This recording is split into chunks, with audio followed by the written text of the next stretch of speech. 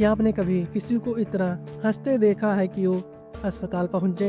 नशा नहीं था, मजाक भी नहीं था, फिर भी लोग हंसते हंसते पागल हो रहे थे। 1962 तंजानिया का एक स्कूल और फिर शुरू हुआ इतिहास का सबसे अजीब लाफिंग एपिडेमिक। कोई इसे साजिश मानता है, कोई ब्लैक मैजिक और कुछ तो इसे एलियन अटैक तक कह चुके हैं।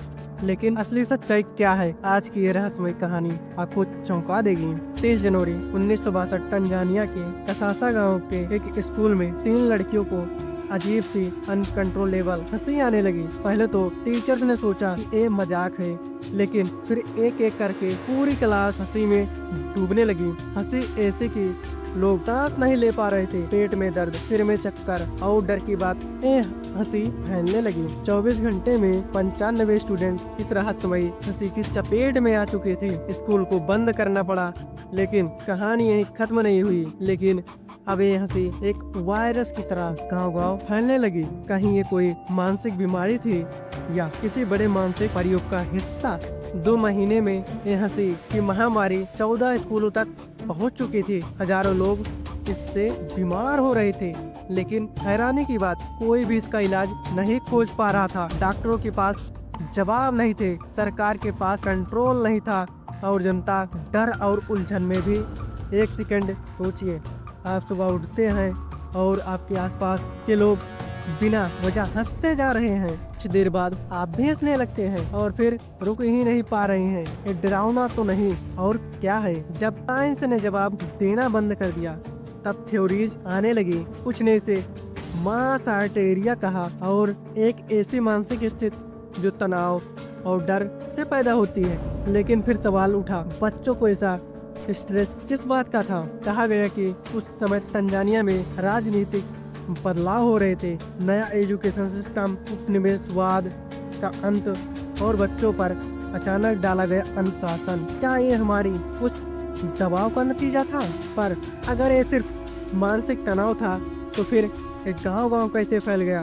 क्या स्ट्रेस भी संक्रमण की तरफ फैल सकता है, या फिर कोई अनदेखी शक्ति, कोई ब्लैक मैजिक या कुछ और? भाई, ये कौन सी हंसी थी जो हंसाते हंसाते हॉस्पिटल पहुंचा देती थी?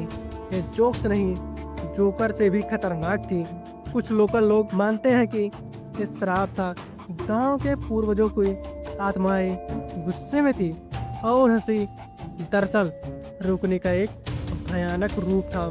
ऐसी हंसी जो डर से जन्म लेती है।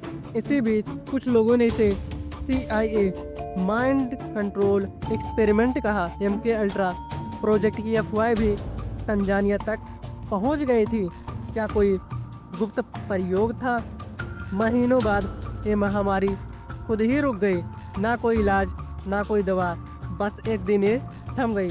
लेकिन पीछे छोड़ गई डर, संदेह और कई अधूरी कहानियाँ। आज भी साइकोलॉजिस्ट मास साइकोजेनिक इलनेस कहते हैं, जहाँ लोग एक दूसरे के व्यवहार से संक्रमित हो जाते हैं।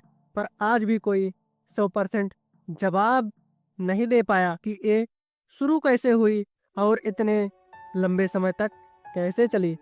सोचिए, अगर एक भाव, एक हंसी इतनी ताकतवर हो सकती है, तो इंसानी दिमाग की शक्ति कितनी रहस्यमयी है। हंसी जो आमतौर पर खुशी की निशानी होती है, कभी कभी डरावनी भी हो सकती है। और अब सवाल उठता है, क्या ऐसा फिर कभी हो सकता है? क्या आज की सोशल मीडिया की दुनिया में भी डिजिटल हंसी की महामारी फैल सकती है, या फिर कहीं वो हंसी अब भी किसी कोने में छुपी हुई है, दोबारा लौटने के इंतजार में है? ये कहानी सिर्फ एक महामारी की नहीं, ये इंसानी मन की गहराइयों में छिपे रहस्य की कहानी है। कभी हंसी में जोड़ती है, तो कभी हमें तोड़ भी सकती है।